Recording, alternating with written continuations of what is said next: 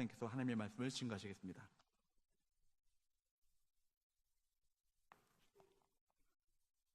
할렐루야.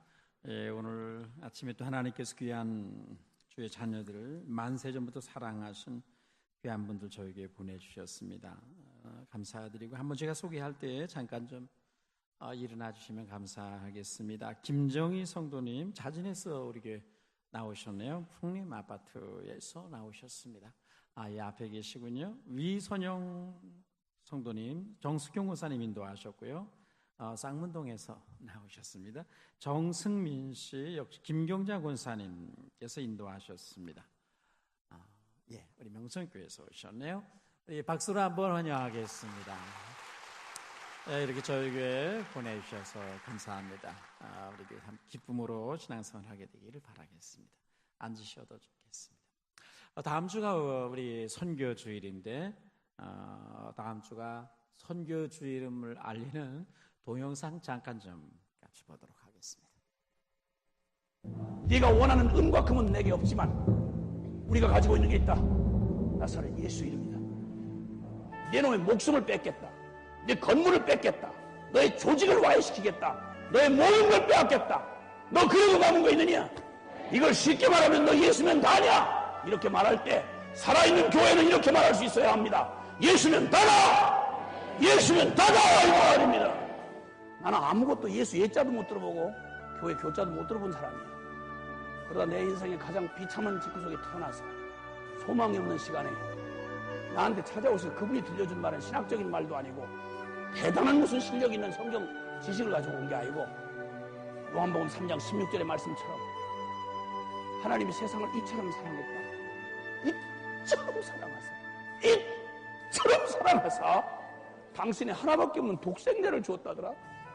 넌 내가 너를 대신해 죽을 만큼 소중한 놈이다. 내 인생의 의미도 내 인생의 가치도 내가 어디서 와서 어디로 가면 왜 이 땅에 살아야 되는지를 아무도 설명해 주지 않았지만 난 그 한마디는 충분했다. 난 그 한마디가 나를 감동시키기에 충분했다. 천지를 창조한 창조주가 피조물인 나를 위해 생명을 내줬다는 사랑 표현 외에 무슨 증거를 더 구하겠나. 너 예수면 다냐 그러면 가만히 조용하게 대답할 수가 없어. 다다! 다다! 다다! 다다! 나한테 다일 뿐만 아니라 나만 예수가 필요한 게 아니라 너도 필요하다. 내가 이 복음을 부끄러워하지 아니하노니 이 복음은 모든 믿는 자에게 구원을 주시는 하나님의 능력이 됨이라.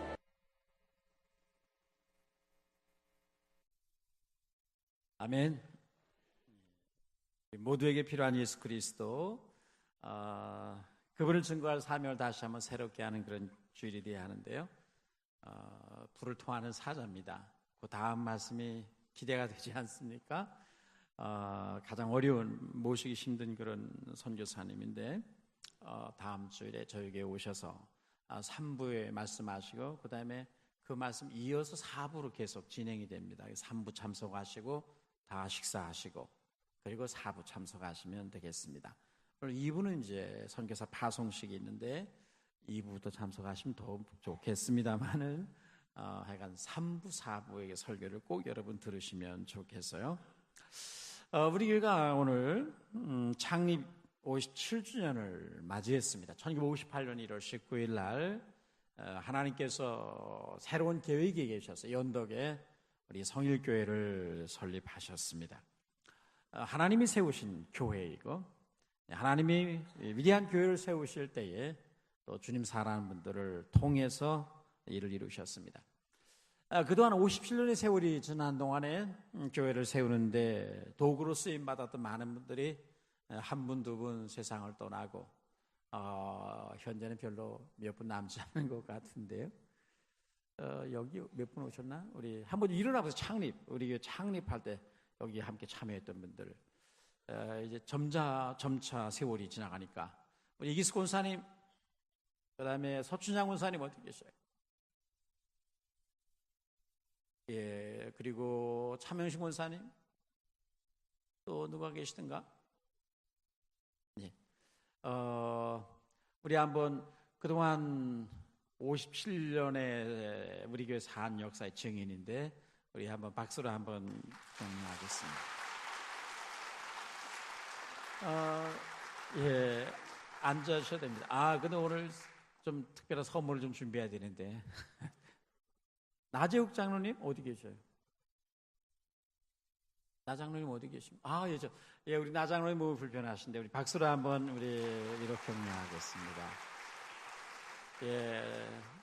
거의 60년 가까운 세월이 지나는 동안에 많은 분들이 우리 곁을 떠나는데 오늘날까지 남아서 우리 교회가 어떻게 세워서 오늘에 이르기까지 되었는가 하는 역사적 증언을 이렇게 우리 젊은 세대에게 전달해 주시게 됨을 감사드립니다.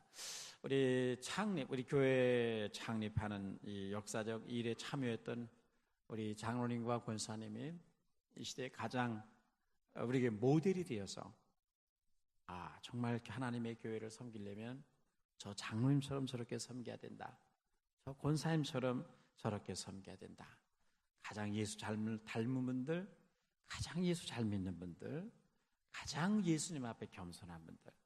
그래서 우리 성일교회가 언제나 자랑할 때는 이 건물이 아닌 우리 교회 성도 여러분들뿐만 아니라 우리 최초로부터 지금까지 살아있는 증인으로서 우리 교회의 역사를 우리 안에 행하신 하나님의 위대한 역사를 증거하는 여러분을 전할 수 있도록 소개할 수 있도록 가장 훌륭한 모델들 되어주시기를 주의 이름으로 축원합니다. 사도행전은 초대 교회가 성령의 역사 속에 어떻게 예루살렘에서 시작된 이 복음의 불길이 로마까지 땅끝까지 전파되게 되었는가 하는 것을 말해주는 일종의 역사적 보고서입니다. 근데 사도행전은 오늘 우리가 읽은 13장을 기준으로 해서 전반부와 후반부로 나누어지게 됩니다. 제1부 전반부에 해당되는 1장에서 12장까지는 주로 베드로를 중심한 예루살렘 교회를 중심으로 했던 하나님의 성령의 위대한 역사를 증거해주고 있고 13장으로부터 제2부가 후반부가 시작되는데 이 사도행전의 후반부는 사도 바울을 중심으로 해서 하나님의 성령이 어떻게 복음을 땅끝까지 이르게 하셨는가 하는 것을 증거해주고 있습니다. 그런데 이 초대교회사의 새로운 역사의 시작을 알리는 터닝 포인트를 기록하는 13장은 오늘 우리가 함께 읽은 것처럼 아주 작은 한 교회 공동체를 우리에게 주목하도록 하고 있습니다. 바로 그 교회가 안디옥 교회입니다. 안디옥 교회는 그렇게 역사적으로 아주 소중하고 의미 있는 교회였습니다. 그 교회는 이방 선교의 전진기지가 되었고 이방을 향해서 복음의 포문을 여는 그런 교회가 되었고 이 안디옥 교회로 말미암아 복음은 이제 온 소아시아 지역과 지중해를 넘어서 유럽을 넘어 땅끝까지 승리 행진을 하게 되었습니다. 그런데 이렇게 역사적으로 매우 소중하고 의미 있는 안디옥 교회는 당시 예루살렘 교회에 비해서 아주 작고 세상적으로 보면 아주 초라한 그런 교회였습니다. 예루살렘 교회는 예수님의 제자들이 직접 세운 교회였고 오순절을 위해 성령의 강림을 통해 베드로의 설교 등으로 하루에 3,000명, 4,000명, 5,000명이 늘어나는 대형 교회였습니다. 그 교회에는 기라성 같은 사도들, 주의 일꾼들이 있었습니다. 예수님을 직접 목격하고 본 많은 사람들이 예루살렘 교회 안에는 가득했습니다. 상식적으로 보면 덩치도 크고 연륜도 깊고 기라성 같은 인재들이 많은 예루살렘 교회가 세계 선교의 주역이 되어야 하고 하나님의 새로운 역사의 무대의 중심에 서야 마땅했습니다. 그런데 역사는 다른 진실을 말하고 있습니다. 작고 연약했던 이방 교회인 안디옥 교회, 예루살렘 교회가 아닌 비교할 수 없이 작고 연약했던 그 안디옥 교회가 거기에서부터 복음의 새 역사가 움터 나가게 되었고 세계 선교라고 하는 그 어마어마한 하나님의 프로젝트가 바로 그 교회에서 시작됐다는 것을 말해주고 있습니다. 2014년 이제 창립 57주년을 맞이하면서 새로운 성전에서 새로운 사도행전 29장의 역사를 써나가야 되는 우리 교회에 있어서 금년 2014년이 역사를 가진 새로운 터닝 포인트가 되는 그런 해가 되기를 축원합니다. 하나님이 새로운 시대에 주목하시는 교회, 예수님이 주목하시는 교회, 성령님이 온통 관심을 두시는 교회, 하나님이 새로운 위대한 역사, 새로운 프로젝트를 계획하실 때에는 내가 도남동에는 성일교회를 통해 일해야 되겠다, 내가 성일교회를 써야 되겠다, 그렇게 말씀하실 수 있는 그런 교회로 발돋움하는 역사가 있게 되기를 축원합니다. 성경하는 많은 교회 중에 가장 모범적이고 아름다운 교회가 안디옥 교회입니다. 안디옥 교회의 모습을 통해서 우리 성일교회가 어떤 교회가 되어야 하겠는가, 그것을 말씀드리고자 합니다. 여러분이 보기에 안디옥 교회는 어떠한 교회입니까, 여러분? 안디옥 교회는 그 무엇보다도 열린 교회였습니다. 하나님을 향해 열린 교회, 사람들을 향해 가슴이 열린 교회가 안디옥 교회였습니다. 안디옥 교회는 사도들이 세워진 교회가 아니었습니다. 스데반의 순교로 말미암아 일어난 핍박을 피해서 사방으로 흩어진 사람들이 가는 곳마다 복음을 전하고 교회를 세우게 되었습니다. 그런데 11장 19절 이하에 보면 핍박을 피해 흩어진 성도들 중에 많은 사람이 안디옥에 이르러서 복음을 전했는데 유대인들에게만 복음을 전했습니다. 그들은 예수 그리스도가 유대인만을 위한 메시아로 보았던 것이죠. 이방인은 관심이 없었습니다. 그런데 구브로와 아프리카 리비아 지역에서 올라왔던 일단의 사람들이 복음을 이방인들에게도 드디어 전하기 시작을 했습니다. 하나님이 그들의 복음 전도에 크게 복을 내려주셔서 안디옥 교회 대부흥이 일어나게 되었고 교회가 세워지게 됐습니다.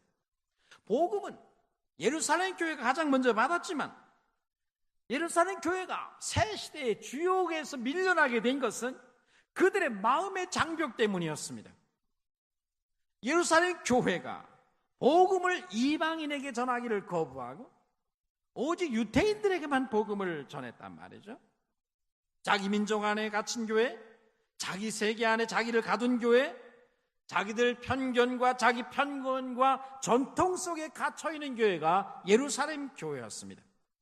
그래서 세계 선교의 주역이 될 수 없었고 새로운 하나님의 구속 역사의 중심에서 쓰임받는 새 부대가 될 수 없었습니다.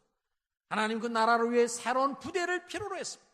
복음을 담을 수 있는 새 부대가 필요했는데 그 하나님이 발견한 새 부대가 뭐냐면 누구였냐면 안디옥 교회였습니다. 안디옥 교회는 처음부터 민족주의적인 편견과 인종과 피부색과 문화를 뛰어넘었습니다. 그래서 모든 사람을 향해서 열려있는 교회였습니다. 모든 사람을 다 포용했습니다. 안디옥 교회는 하나님이 발견한 세수를 담을 수 있는, 복음을 담을 수 있는 진정한 세부대였습니다. 그래서 하나님의 구속 역사의 중심이 이제 예루살렘 교회에서 안디옥 교회로 옮겨지게 된 것입니다. 여러분, 안디옥 교회 지도자들의 배경을 살펴보면 놀랍습니다. 바나바는 구브로에서 온 레위족이었습니다. 니게르는 시몬과 구레네 사람 리게르라는 시몬과 구레네 사람 루기오는 흑인입니다. 아프리카 출신이었습니다. 인종의 다양성이 있었을 뿐만 아니라 신분도 다양했습니다. 헤롯의 젖동생 마나에는 왕족입니다. 그런데 그가 예수님을 영접해서 안디옥에까지 믿음을 지키기 위해서 아마 피해온 것 같습니다. 거기서 그는 안디옥 교회를 섬기는 리더가 되었습니다.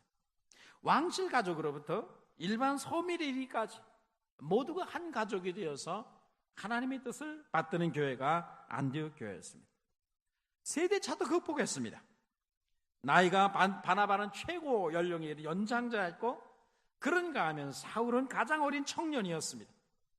노년에서 청년에 이르기까지 모든 사람이 한마음이 되어서 교회를 섬기고 받들었습니다. 그만큼 안디옥 교회는 한마디로 말해서 모든 사람을 향해서 열렸고 모든 세대를 향해서 모든 민족을 향해서 마음이 열려있는 교회였다는 말이죠. 누구나 환영받을 수 있는 교회, 누구나 벽을 느끼지 않을 수 있는 교회, 누구나 기쁨을 가지고 뿌리를 내릴 수 있는 교회가 안디옥 교회였습니다. 그들은 모든 사람들이 각자 다른 삶의 배경을 갖고 있었지만 예수 안에서 하나를 이루었고 그 하나됨을 통해서 세계 선교의 동력을 이루어갔습니다.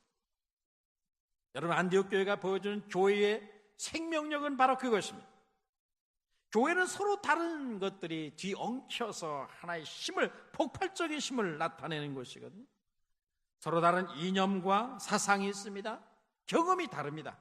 그런데 그 다르다는 것이 예수 안에서 용해되고 예수 안에서 녹아지고 하나가 됩니다.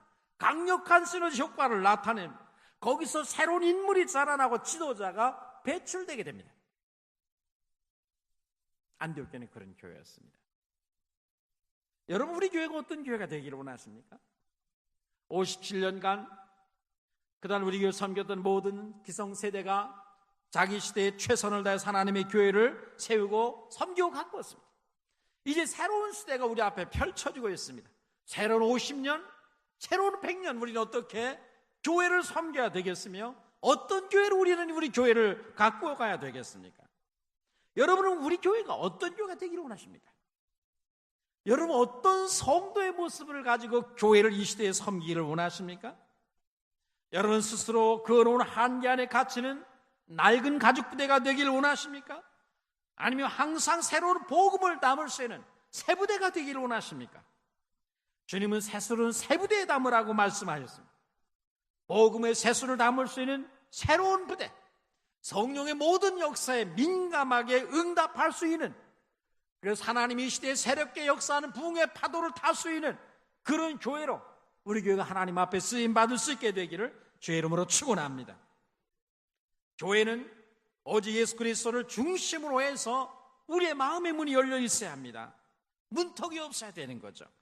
우리에게 누구나 환영받는 교회, 누구나 와도 어떤 부류의 사람이, 어떤 신분의 사람이 들어와도 쉽게 적응할 수 있는, 뿌리 내릴 수 있는 편안한 교회, 그런 교회가 되어야 할 것이고, 이를 여러분 모두가 함께 수고하게 되기를 주의 이름으로 부탁드립니다.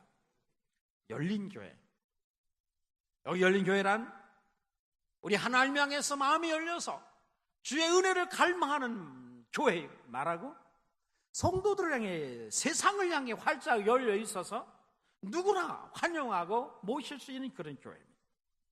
단순히 교회 현관문이 열려 있어서 언제나 들어와서 기도하고 갈 수 있다고 해서 열린 교회는 아닙니다. 교회 현관문이 열리는 것도 중요합니다. 낮에 언제나 원할 때 와서 교회 와서 기도하고 가는 건 매우 중요합니다. 그래서 우리는 모든 성신여대생들, 지나가는 모든 사람 누구나 들어와서 기도하고 갈 수 있도록 언제나 현관을 열고, 그리고 비전홀을 열어놓도록 했습니다. 그러나 여러분, 교회의 현관이 항상 열리는 것도 중요하지만 더욱 중요한 것은 여기 모여있는 우리들의 마음이 열리는 것이 중요합니다. 하나님을 향해 마음이 열린 교회, 사람들을 향해서도 마음이 열려서 누구나 환영받고 누구나 편안히 적응할 수 있는 그런 교회, 그런 교회가 세부대요. 이 시대에 하나님이 주목하시고 주님이 그토록 세우기를 원하시는 세부대입니다. 우리는 그런 교회로 우리 교회를 갖고 갈 수 있게 되기를 주의 이름으로 축원합니다. 여러분의 마음은 열려 있습니까? 하나님의 은혜를 갈망하느냐 묻습니다. 하나님을 향해 열린 마음을 갖고 있습니까? 사람들을 향해서는 어떻습니까? 그의 신분과 그의 재정적 상태가 어떠하든지 간에 여러분 누구나 환영하십니까? 혹시 우리 교회 어떤 사람들이 거부당하는 상황은 없습니까, 여러분? 어떤 사람이 교회에 등록하고 정착하려고 노력하다가 발버둥 치다가 결국 눈물을 흘리며 떠나는 그런 사람은, 그런 비극적인 일이 우리 교회 안에 없는가? 먼저 믿는 사람들이 울타리, 너무 끼리끼리만 친한 것으로 말미암아 새로운 사람이 들어와서 그 교제권에 좀 들어가 보려고 해도 도무지 그 뚫을 수가 없어서 빙빙 사이드에 돌다가 결국은 떠나가는 그런 사람은 없는가? 성일교회는 언제 가도 문이 열려 있는 교회여서 좋다. 그 교회는 현관문만이 아니라 그 교회 성도들은 하나님을 향해 마음이 열려 있고 세상의 모든 사람을 향해서도 마음이 열려 있는 교회더라. 그래서 나는 그 교회에 가고 싶다. 이런 말들이 우리 주위에서 들려오는 역사가 있게 되기를 바랍니다. 그래서 하나님이 주목하시는 교회, 하나님의 관심이 집중되는 교회, 내가 찾던 교회가 여기 있구나. 내가 세우고 싶어하는 교회, 내가 그토록 세우고자 하는 교회가 여기 있다라고 주님이 우리를 발견하시고 하나님이 구원하시고 하나님이 키우고자 하시는 모든 인재들을, 새로운 부흥의 세대들을 우리 교회에 보내주셔서 다음 세대를 담당하시는 부흥의 세대들이 우리 교회에서 기라성 같은 인재들이 배출되게 되기를 주의 이름으로 축원합니다. 안디옥 교회는 어떠한 교회입니까, 여러분? 안디옥 교회는 두 번째로 좋은 지도자들이 있는 교회였습니다. 평신도 리더들, 예수 닮은 사람들, 그들이 교회를 기둥처럼 떠받치는 교회가 안디옥 교회였습니다. 안디옥 교회의 자랑이 무엇입니까? 숫자가 많다는 것입니까? 그렇지 않았습니다. 안디옥 교회 자랑이 건물에 있었습니까? 그렇지 않습니다. 안디옥 교회 자랑은 사람이었습니다. 그 교회 건물이 어떻겠어요? 그것이 문제가 아니라 그 안에 모이는 보물 같은 사람들, 보화와 같은 사람들이 안디옥 교회에 수두룩 했습니다. 그래서 그 교회는 하나님의 주목을 받았습니다. 교회는 사람이 중요한 것이죠. 교회의 본질은 외형, 형식에서 크기나 건물, 예산 등이 있지 않지 않습니까? 어떤 사람들이 그 교회에 담겨 있느냐, 그것이 중요하잖아요. 성일교회 자랑이 뭡니까? 아름다운 성전을 지은 것이 자랑인가요? 지난주에 성북구 연합 부활 찬양제를 준비해간 준비 모임이 저희 교회에서 있었습니다. 제가 그 지휘자들, 각 교회 성가 대장들을 본당을 안내했더니, 와, 우리 교회가 서울에서 제일 아름답다. 이 성일교회가 제일 아름답다. 그래서 부활절 찬양제 여기서 하자. 여기서 좀 하게 해주십시오. 그래서 우리는 1000명밖에 못 들어오기 때문에 1500명은 돼야 되는데 1000명밖에 안 되니까 할 수 없다. 그래도 1000명이 들어와도 아래층에서 이따 올라올 테니까 여기서 좀 이 무대에서, 이 강단에서 좀 하게 해달라고 요청을 했습니다. 임원회에서 한번 의논을 해봐야 되겠습니다만은 조금 자랑스러웠습니다. 우리 교회가. 성일교회 목사로서 저의 자랑은 뭐가 돼야 되겠습니까? 우리에게 본당이 아름다운 것이 저의 자랑이 돼야 하겠습니까? 본당보다 더 아름다운 이 안에 모여있는 여러분들이 우리 주님의 자랑이 우리의 기쁨이요, 우리 교회 영광이 되어야 할 줄로 믿습니다. 오늘 안디옥 교회를 성경이 소개하면서 주목하는 것은 다른 것이 아니었어요. 그 교회는 선지자들과 교사들이 있었다는 거예요. 그리스도를 인품이 닮아서 세상 사람들이 저 사람은 예수 닮았다, 그래서 그리스도인이라 불려지는 그런 사람들이 그 교회에 있었다는 거예요. 성경은 이것을 주목하라고 하고 있습니다. 그 교회는 바나바가 있었고 시몬과 루기오와 마나인과 사울이 섬기는 그런 교회였습니다. 그것이 바로 안디옥 교회의 핵심이었습니다. 성경 그들을 가리켜 선지자들과 교사들이라. 선지자들이 뭐예요? 하나님의 성령의 기름 부음을 받아 성령에 충만한 가운데 하나님의 마음과 뜻을 전파하는 사람, 전하는 사람들입니다. 그들은 성령에 충만하여 성령의 음성을 듣는 사람이었고 성령을 따라 성령과 동역하는 사람들이었습니다. 그런 사람들이 그 교회의 리더들이었습니다. 그들을 또한 교사라고 불렀어요. 교사가 뭡니까? 하나님의 말씀에 익숙했습니다. 하나님의 진리에 사로잡힌 사람들, 하나님의 말씀에 익숙해서 그 진리를 가지고 사람들을 가르치고 권면하는 사람들이 안디옥 교회는 많았습니다. 근데 그들이 어떤 사람이에요? 11장 보면은 그리스도인이라 칭함을 받았습니다. 예수 닮았다는 말이죠. 예수의 인격과 성품을 닮은 사람들이었습니다. 그 교회는 성령에 충만한 지도자들과 동시에 하나님의 말씀에 익숙한 사람들, 그러면서도 그 성격과 성품과 인품이 예수 닮은 사람들, 온유와 겸손을 특징으로 하는 그런 헌신자들이 있어서 그런 리더들이 성도들을 양육하고 훈련하고 섬겼단 말이에요. 그것이 안디옥 교회에 대해 성경이 말할 때 우리의 관심을, 주목을 거기에 두도록 요구하고 있는 바입니다. 안디옥 교회 지도자들이 어떤 사람들입니까?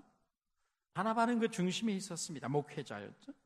11장 24절에 보면 바나바는 착한 사람이요 성령과 믿음이 충만한 사람이었다고 했습니다. 그는 인격이 훌륭했고 성령의 지배를 받는 사람이었고 믿음의 그릇이었습니다. 얼마나 잘 성도들 위로하는지 사도들은 그의 이름이 요셉이었는데 요셉이라 부르지 아니하고 위로자라는 뜻은 바나바라는 이름으로 불렀습니다. 그는 은혜를 볼 줄 아는 사람이었어요. 다른 사람을 볼 때 그 사람의 생애 속에 나타난 은혜를 보면서 그를 격려하고 위로해서 사람을 키워낼 줄 아는 사람이었습니다. 청년 사울을 위대한 사도 바울로 키워낸 사람이 바나바였고, 바울조차 쓸모없는 사람이라고 배척했던 마가를 데리고 훌륭한 사람으로, 일꾼으로 키워낸 사람이 바나바였습니다. 그런가 하면 두 번째로 니게르라고 하는 시몬이 있었습니다. 일부 학자들이 니게르라는 시몬은 바로 구레네 시몬일 것이라고 말하고 있습니다.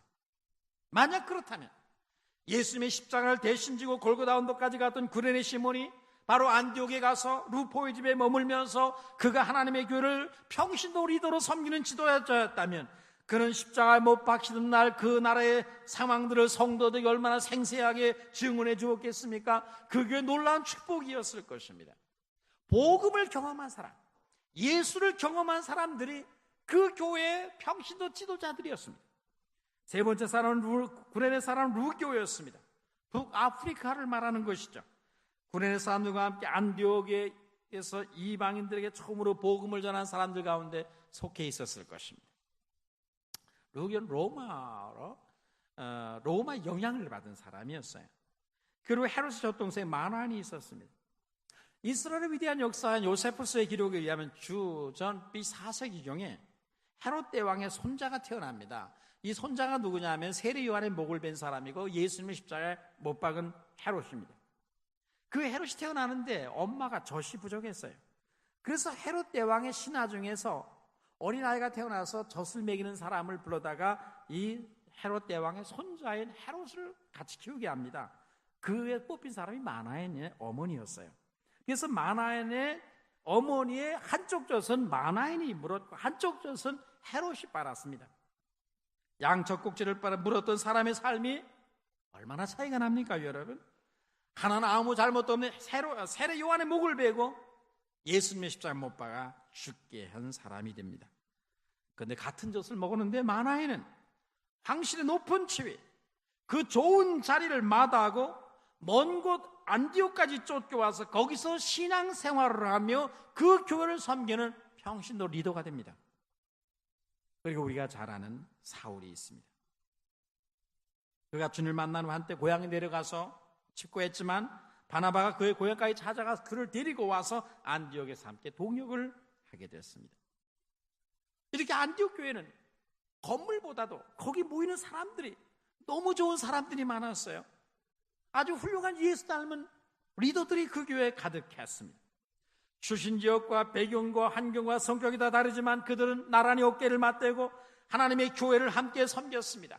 그 결과 그 지역 그 도시에서 그 예수 믿는 그들을 가리켜 예수 닮았다, 그리스도 닮은 사람이라, 그래서 그리스도이다 드디어 이름을 부르기 시작을 했습니다. 그 교회가 아름다웠던 것은 좋은 리더들이 있었기 때문에, 아름다운 예수 닮은 평신도 리더들이 있었기 때문에, 성령과 동역하고 하나님의 진리에 매인 사람들이 있었기 때문에 그 교회는 하나님의 역사의 중심에서 쓰임받는 교회가 됐던 것이죠. 교회 진정한 문제는 무엇입니까? 시설이나 환경이 아닙니다. 문제는 사람입니다. 우리 교회가 앞으로 어떤 교회가 되느냐, 앞으로 50년, 앞으로 100년 성일교회가 어떤 교회가 되느냐는 것은 우리가 지은 이 건물에 있지 않습니다. 이 건물 안에 모이는 우리가 오늘 하나님 앞에서 어떤 사람으로 교회를 섬기느냐, 우리의 모든 평신도 리더들이, 구역장들이, 성가대원들이, 교사들이, 장로님들이, 권사님들이 어떤 모습을 가지고 하나님을 섬기느냐, 이것에 의해서 앞으로 50년, 100년에 우리 성일교회가 하나님 앞에 존귀하게 주목을 받고 쓰임받느냐 여부가 결정될 것입니다. 오늘 우리 교회를 섬기는 리더들은 어떤 분들일까요? 성일교회 목회자들은 모두가 바나바처럼, 바울처럼 하나님 앞에 착한 사람이면 믿음과 성령이 충만한 사람들이라 그렇게 인정을 받는, 앞으로 오고는 우리 모든 세대, 우리 교회, 우리 성일교회 강단에서는 모든 교역자들, 목회자들은 바나바와 같은 사람이 되기를 주의 이름으로 소원하고 축복합니다. 우리 장로님들은 어떤 장로님들이 되면 좋겠습니까? 성가대원들 생각하기에 우리 장로님 어떤 분이 어떤 장로님들이 되면 좋겠어요? 우리 권사님들은 어떤 권사님들이면 좋을 것 같습니까? 우리 안수 집사님들은 어떤 모습을 지으면 좋겠다. 그런 거 있으면 여러분 말씀해 보십시오. 성일교회를 섬기는 모든 교회를 바치는 기둥들은 모두가 선지자적인 사역을 감당할 수 있는 성령의 사람이 되고 진리를 가르치는 교사의 사명을 감당하는 진리의 사람, 교사와 같은 말씀의 사람이 되고 사람들이 저 사람을 보면 예수님 얼굴 대하는 것 같다. 예수 닮은 그런 분들이 모든 장로님들 속에서 그런 모습이 드러나고 권사님들 속에서 그런 모습이 드러나고 성가대원들 속에서도 그런 모습이 드러나서 여러분들 때문에 서로 은혜를 받고 나는 그 교회 가고 싶다. 그렇게 말하는 그런 역사들이 있게 되기를 주의 이름으로 축원합니다.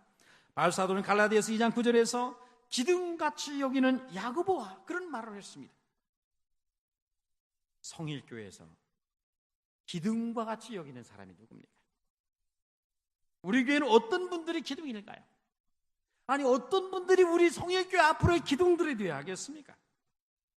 성령의 사람들, 진리에 매인 사람들, 하나님의 진리에 익숙해서 진리 안에 거하는 사람들, 예수를 닮은 사람들이 가득해서 그런 분들이 교회를 떠받치는 기둥이 되어서 우리 성일교회가 견고한 하나님의 집으로 우뚝 서게 되기를 주의 이름으로 축원합니다.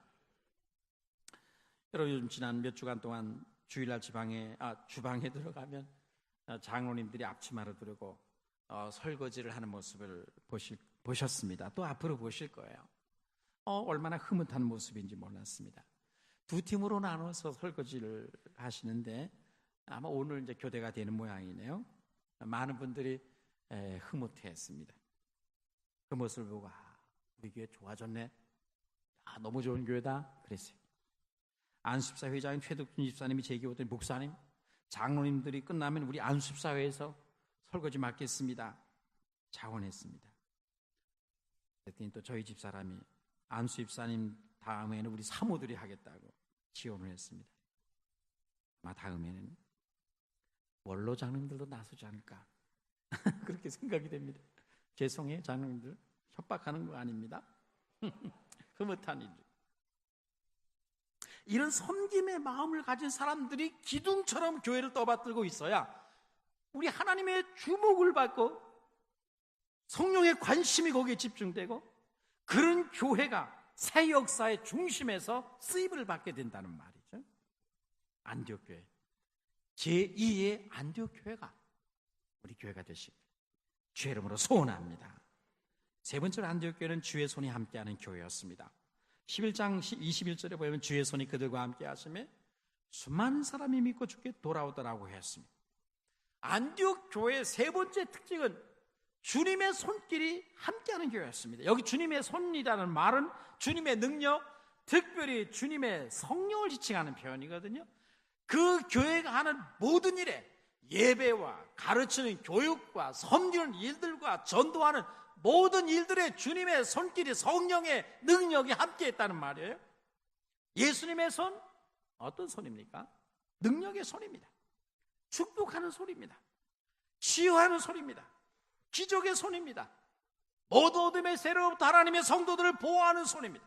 우리 형통케 하는 손이요, 구원케 하는 손이요, 사망의 음침한 골짜기에서 우리를 지켜주는 손이요, 인도하는 손이요, 낭망한 성도들에게 새로운 힘을 불러일으키는 힘과 용기를 주시는 손입니다. 이 손이 우리 교회에 언제나 함께하는 그런 교회가 되시기를 주의 이름으로 축원합니다.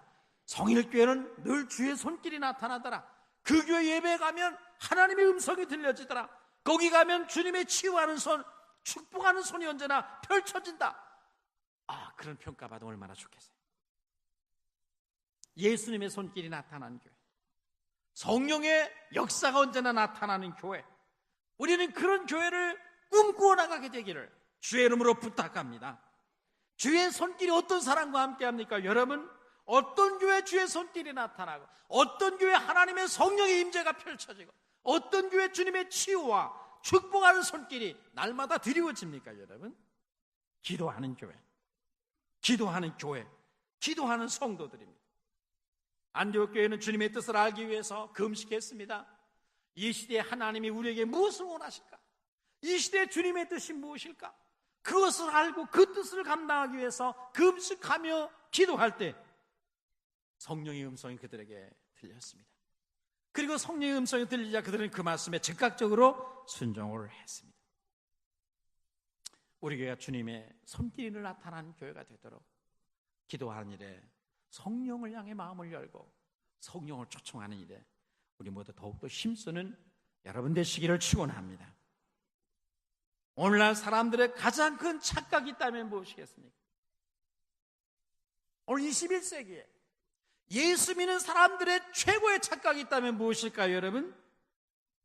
성령의 기름 부으심이 없어도 성경을 가르칠 수 있다 믿는 사람, 성령의 기름 부으심이 없어도 설교할 수 있다고 믿는 목회자들, 성령의 역사 없이도 기도할 수 있다고 생각하는 것이 이 시대의 그리스도인들의 최고의 착각입니다. 이것이 교회를 힘들게 만듭니다.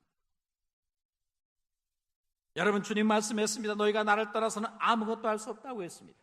이제 예수님이 그들을 위해 보내실 성령을 떠나서는 누구도 아무것도 할 수 없습니다. 우리가 전도할 수는 있으나 성령의 역사감이 없으면 중생의 역사는 일어나지 않습니다. 여러분이 진리를 가르칠 수 있고 주일학교 교사로서 아이들에게 말씀을 가르칠 수 있으나 그 속에 성령의 역사하심이 없으면 그 말씀 울리는 꽹과리에 불과합니다. 소리나는 구리에 불과할 거예요. 여러분이 노래할 수 있습니다. 그러나 성령의 기름 부으심이 없으면 여러분의 찬양은, 그거는 하나님의 영광이 되지 않습니다. 성도들에게 은혜에 부어주는 찬양이 될 수가 없습니다. 그러므로 우리가 늘 우리의 모든 예배 속에 주의 손길이 나타나도록, 우리의 전도하는 일에 주님의 손길이 나타나도록, 우리의 찬양 속에 성령의 임재가 가득해지도록, 우리의 전도 활동에 주님의 역사가 손길이 임하도록, 우리의 모든 기도 속에 치유의 손길이 임하도록 우리가 하나님 앞에 기도하는 교회, 성령 따라서 주를 섬기는 교회가 되기를 축원합니다. 그것이 앞으로 우리 교회가 나아갈 방향입니다. 교회는 말로 세워지는 것이 아니라 무릎으로 세워진다고 했습니다. 무릎으로 세워지는 공동체에 주의 손길이 함께하고, 그런 교회 가면, 그런 교회 예배 가면 성령의 음성이 들려집니다. 하나님의 임재가 체험되어집니다. 그런 교회는 왠지 인간 이사에 무엇든 귀한 역사가 나타나게 되어 있습니다. 그런 교회 가면 하나님의 성령의 바람 소리가 들려지게 되어 있습니다. 우리 교회에 항상 주의 손길이 경험되어지고 주의 음성이, 이것이 주의 뜻이구나, 이것이 주님이 내게 원하신 뜻이구나, 이것이 깨달아지는 그런 교회로 우리가 이 시대를 섬길 수 있게 되기를 축원합니다. 그러기 위해서 여러분, 많은 날 동안 때로는 하나님 앞에서 입술을 가리워야 할 때가 있을 것입니다. 이를 위해서 침묵이 필요하다는 말입니다. 내가 내 말을 너무 많이 하면 하나님의 음성 잘 못 듣습니다. 때로는 내 입을 하나님 앞에 가리워야 신의 음성이 되게 들려지는 거거든요. 그저께 조선일보에 침묵, 삶을 바꾸다라는 책이 소개되었습니다. 거기 아주 마음에 와닿는 글이 있었어요. 입술을 다물고 가슴으로 말하게 하라. 그런 후에는 이제 가슴을 닫고 신께서, 하나님께서 말씀하시게 하라. 그런 말이었어요. 침묵의 중요성을 가리키는 말인데요, 침묵은 신의 모국어라고 했어요. 하나님의 모국어가 침묵이라는 말이에요. 하나님 앞에서 너무 쉽게 함부로 말하지 않도록, 너희는 하나님 앞에 너무 급히 입을 열지 말라고 성경은 말했습니다. 하나님 앞에 너무 쉽게 함부로 말하지 말고 때로는 결정적인 순간에 우리의 입을 다물어야 됩니다. 그래야 주의 음성이 우리에게 들립니다. 회의 때 너무 쉽게 말하면 안 됩니다, 여러분. 그러면 성령의 음성이 안 들립니다. 입술을 가려워야 합니다. 음악가들은 침묵은 음표에 맞먹는 힘을 지니고 있고 절대적인 생명력을 가진다고 그렇게 합니다. 여러분, 성가대 합창이 클라이막스를 향해 올라가다가 딱 한순간에 한두 박자를 딱 멈추게 됩니다. 그럴 때가 있어요. 딱 침묵할 때가 있단 말이죠.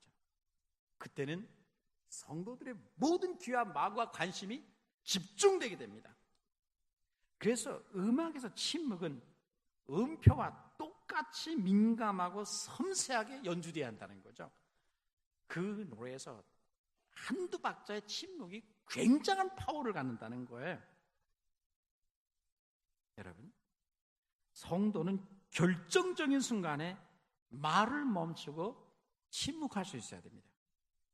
그래야 우리는 성령을 통해 주시는 주님의 음성을 결정적인 순간에 들을 수가 있습니다. 가장 중요한 순간, 가장 중요한 그 순간이 오면 거기서 입을 가리고 손으로 입술을 가리고 침묵하는 이 순간에 주님은 우리에게 무엇을 말씀하십니까? 이것을 들을 수 있는 성도들 되시기를 축원합니다. 일에 모두 열심히 해야 됩니다. 모든 기관과 부서들이 기도하며 일해야 됩니다. 그러면 그 기관과 부서 속에는 주의 손길이 나타납니다. 회의하는 시간 줄이고 기도 시간을 들려보십시오. 당에도 그렇게 하려고 합니다. 회의라는 것은 위험하거든요. 자기 주장과 자기 뜻을 관철시키려고 노력하기 때문에 사단이 제일 역사하기 좋은 때입니다. 성령의 역사가 안 들립니다. 내 주장을 막 피기 때문에. 그래서 대부분의 교회가 다 회의하다가 싸우는 거거든요. 국회도 회의하는 곳이라 밟는 난장판입니다. 대한민국 국회가 기도하는 곳이라면 저러지 않을 거예요. 회의는 중요하지만 그러나 회의를 통해 주님의 음성을 듣기는 참으로 어려울 것입니다. 그러므로 회의하기 전에는 반드시 그 회의에 어둠의 세력이 물러가고 성령이 역사하셔서 주님의 음성을 들을 수 있게 해달라고 기도하고 회의해야 됩니다. 그런데 우리는 흔히 기도는 3분 하고 회의는 3시간 하잖아요. 그래서 문제거든요. 기도를 1시간 하고 회의하면 1시간 논쟁할 거에 10분이면 끝날 텐데 우리 그렇게 안 합니다. 우리 교회는, 그 교회는 회의 시간보다는 회의 앞서기다 기도 시간이 훨씬 더 길더라, 그런 평가 들었으면 좋겠습니다. 우리 교회가 기도하는 교회 되기 위해서 2월부터 금요기도회가 부활됩니다. 우리 금요기도회가 주님의 음성을 듣는 그런 기도회, 우리 주님의 손길이 나타나는 기도회, 우리를 축복하시는 손, 우리를 치유하는 손, 은혜 베푸시는 손, 능력을 행하시는, 기적을 베푸시는 손이 금요기도회 때마다 여기에 드리워지는 역사가 있게 되기를 축원합니다. 여러분, 지난주 우리가 성루에 서는 사람들이란 중보기도 지금 신청서가 여러분에게 배부됐습니다. 작년부터 해오던 일이죠. 작년에는 한 달에 하루 또는 한 끼 그 음식하며 교회에 1시간 나와서 정한 날짜에 기도하자는 것이었는데, 하루 그 음식은 직장생활하는 사람이 좀 힘들 수 있다 생각해서 그 음식에 강조를 하지 않아요. 하루에 한 끼 또는 그냥 하루에 1시간 교회에 나와서 교회 부흥을 위해서 기도하자, 그 운동입니다. 여러분, 정한 날짜는 다 있을 거예요. 저는 매달 7일이 제가 기도하는 날입니다. 물론 그날만 기도하면 안 되겠습니다만 말이죠. 작년까지는 이 일에 220여 명이 참여했는데 금년은 500명으로 끌어올려야 되겠다, 그런 계획입니다. 우리가 날마다 깨어 기도하면, 금식하면 우리 안에도 안디옥 교회처럼 주의 손길이 나타나게 될 것입니다. 치유하는 손이 나타나 여러분을 치유할 것입니다. 능력을 주는 손이 나타나 우리 앞에 있는 모든 장애물들을 무너뜨릴 것입니다. 축복하는 손이 나타나 여러분의 인생에 주의 복이 가득하게 할 것입니다. 우리를 형통케 하고 보호하는 손길이 우리 교회 안에는 언제나 드리워지는 그런 교회로 우리 교회가 앞으로 50년, 100년 동안 진행해 나가게 되기를 주의 이름으로 축원합니다. 마지막, 안디옥교회는 열방을 향해 나가는 교회였습니다. 안디옥교회는 금식하다가 주님의 음성을 들었습니다. 바나바와 사울을 선교사로 따로 세우라는 것이었습니다. 그래서 이방 복음화로 해서 최초로 이방 선교의 포문을 열게 됩니다. 그 교회 중심이었던 바나바와 사울을 이방 선교사로 보내게 됩니다. 그래서 안디옥 교회는 열방을 향해 나가는 교회가 됐습니다. 우리 교회가 성일교회는 열방을 향해 나가는 교회다. 그렇게 우리 주님 앞에 불려지고 싶습니다. 우리 일찍이 필리핀 민다나오 섬에 우리 교단은 처음으로 선교사를 파송했었습니다. 지금부터 20몇 년 전에만 해도 민다나오는 공산 반군 활동으로 해서 아무도 민다나오 섬에 들어가려고 하지 않았습니다. 우리 교단에서 마닐라에는 약 1000명의 선교사들이 가서 모여 있었지만 민다나오는 한 명도 안 들어갔어요. 그때 우리 허진필 선교사가 용감하게 제가 민다나오로 들어가겠다고 해서 민다나오의 선교의 문을 열었고, 그 후로 우리 지금도 10몇 가정이 지금 민다나오 섬에 우리 교단에서만 들어가 있습니다. 우리 일찍이 중국 소수민족을 위해서 왕명 선교사를 운남성에 파송했습니다. 목회자인 제 생각에 우리 교회는 그래도 개척자적인 정신을 갖고 이 모든 사역을 언제나 문을 열지 않았나, 저는 그런 생각을 했어요. 우리나라 최초로 군대에 군선교사를 파송하게 됩니다.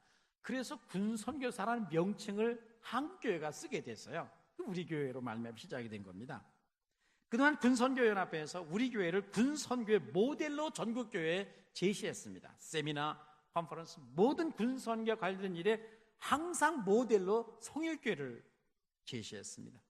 성일교회처럼 미리 신앙생활, 군선교를 위해 젊음을 헌신한 사람을 뽑아서 그를 보내고 선교사처럼 지원하라, 그렇게 홍보한 결과 지금 전국에서 7개 교회가 일어나서 우리 교회와 똑같은 방식으로 군선교를 감당하는 교회가 7개가 생겨났습니다. 이제 우리 열방을 향해 나가는 교회로서 또 하나의 문을 열어야 합니다. 다음 주에는 우리 김석준 선교사를 이주민 선교를 위해서 2부 예배 때 파송하게 됩니다. 이미 여러 차례 말씀드린 대로 우리 인도네시아 주재 선교사로 웩선교회에 속해서 인도네시아 선교를 담당했습니다. 무슬림 지역에 들어가서 교회를 개척하고 모슬림들을 개종시켰습니다. 그런데 지금 한국의 국내에 150만 명 이상의 모슬림 지역에서는 근로자들이 지금 들어와 있습니다. 근데 이 해결권에서 한국을 지금 이슬람 국가로 만들겠다는 첫 번째 타겟이 한국입니다. 200만 명 가까운 이 모슬림권의 근로자들을 어떻게 할 거냐? 이들이 지금 한국에 1만 명이 넘는 회교 사원을 짓고 있는데 한국교회는 속수무책입니다. 그래서 웩선교부에서 뭔가 여기에 대책을 세워야 된다. 그래서 모슬림권에 가서 선교하는 선교사 중에 교회를 개척하고 사람들을 개척하고 가장 탁월하게 선교한 사람을 뽑았는데 이제 김석준 선교사를 차출하게 됐습니다. 그래서 그를 한국으로 들어와서 한국에 있는 근로자들을 담당하라. 그런데 그를 파송했던 부산의 모 교회가 우린 국내에 들어와 있는 모슬림 이주민들 위한 사역에는 뜻이 없다 해서 선교사 파송을 취소시켜버렸습니다. 그래서 그 가족과 그 아이들까지 모두가 금식을 하며 하나님 앞에 선교사를 파송은 자기를 파송해주는 교회를 달라고 기도해 왔습니다. 그 어느 날 저를 찾아왔습니다. 목사님, 저희 가정이 오랜 동안 금식하며 나를 파송할 교회를 달라고 했을 때 하나님이 제게 말씀하시기를 원 목사님을 찾아 만나라고 했습니다. 그래서 제가 왔습니다. 그렇게 저한테 말했습니다. 저는 우리의 성전 건축에 대해서 이야기했습니다. 그 이주민 선교 중요성은 알겠으나 우리가 성전 건축 때문에 지금 힘의 교훈데 파송할 수 있을지 모르겠다. 기도해보자. 성령의 감동 주면 파송하겠다. 그렇게 대답을 해놓았습니다. 그 후로 그는 계속 금식을 했고 또 우리가 그분 모시고 선교 집회를 부흥회할 때 하나님 우리 모든 마음에 감동시켜서 그를 파송하기를 결단을 했습니다. 우리도 성전 건축하느라 힘이 벅차고 은행에 많은 빚을 지고 있지만 그럼에도 불구하고 우리는 하겠다. 우리가 파송하겠다 결론을 내렸습니다. 왜 그렇습니까? 그것이 하나님이 우리에게 명하는 바이고 하나님의 뜻이기 때문에 그렇습니다. 주님이 우리에게 주신 확신은 너희가 파송하라는 것이었습니다. 그래서 우리의 형편여하를 떠나서 주님이 원하시는 것이라면 하겠습니다. 그래서 이사회에서 당회에서 결론을 내렸습니다. 3월부터 우리는 중국 유학생들을 위한 중국어 예배와 선교를 시작합니다. 그동안 중국에 우리 5가정씩이나 선교사를 파송했던 때가 있습니다. 근데 선교사가 그들 나라에 들어가 마을을 몰래 공안 피해 다니며 찾아다니며 숨어 다니며 전도하는 것보다 이곳에 나와 있는 이 대학생들, 유학생들, 중국 유학생들, 우리나라에 9만 명까지 들어와 있는 이들을 전도한다면 이들은 그 나라에, 자기 나라에, 자기 마을에 들어가 자기 도시에 가서 영향력 있는 사람이 될 사람들입니다. 이들의 선교가 굉장히 중요합니다. 그런데 다행인 것은 하나님이 중국에 있던 왕명 선교사를 쫓아냈어요. 추방했습니다. 왕명 선교사뿐만 아니라 우리 교단에 속한 30여 명의 시니어 선교사들을 다 쫓아내버렸어요. 제일 일 잘한다는 사람을 다 추방시켜버렸습니다. 중국어에 능통한 사람들이요. 다. 왜 쫓아냈을까? 저는 그렇게 생각했어요. 하나님이 하시는 우연이 어디 있어요? 하나님의 계획이 있지 않겠습니까?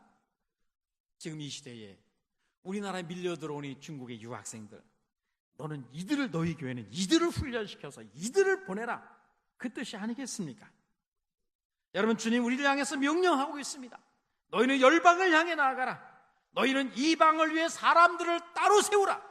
이것이 창립 50주년을 맞는 우리 교회를 향한 우리 주님의 명령입니다.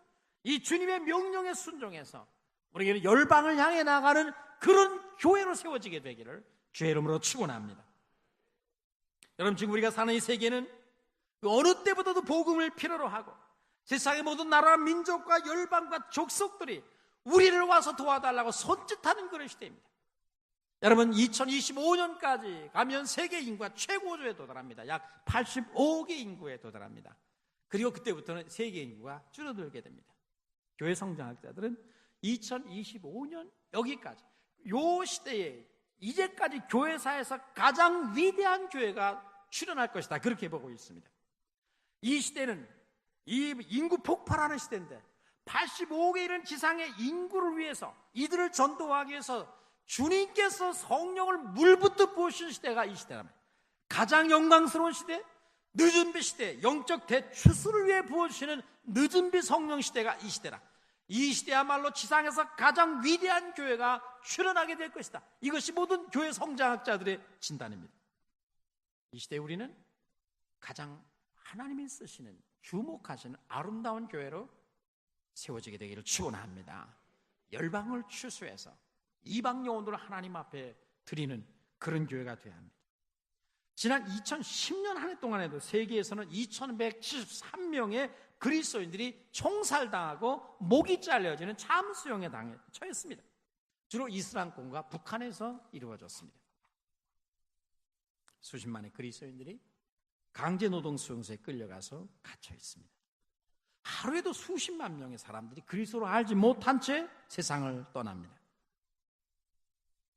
이런 시대에 가장 긴급하고 중요한 일이 무엇이겠습니까? 세계를 품은 그리스도인, 열방을 향한 하나님의 마음을 품은 그리스도인, 그래서 안교교회와 같이 열방을 향해 나아가는 그런 사람들, 그런 교회가 주님에게 필요합니다. 우리 성일교회가 그런 교회가 되기를 축원합니다.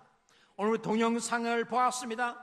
예수가 다냐라고 말할 때 다다라고 말할 수 있는 그런 교회가 도남동에 있구나, 주님이 그렇게 발견하실 수 있도록 우리는 복음을 전하는 교회, 이방을 구원하는 교회가 되어야 할 것입니다.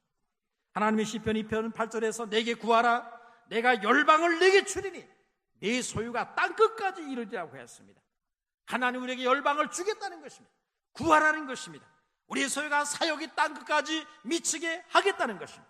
우리 모두가 이 말씀을 붙잡고 열방을 구원하는, 열방을 향해 나가는 그런 교회 되시기를 주의 이름으로 축원합니다.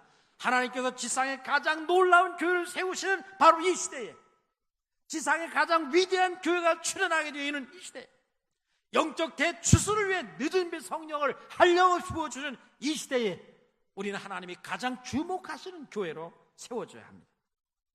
우리의 기도와 전도와 헌신을 통해서 수많은 영혼들이 지옥문 앞에서 인생의 방향을 바꾸어서 천국문으로 들어가는 그런 역사들이 매일같이 일어나게 되기를 축원합니다.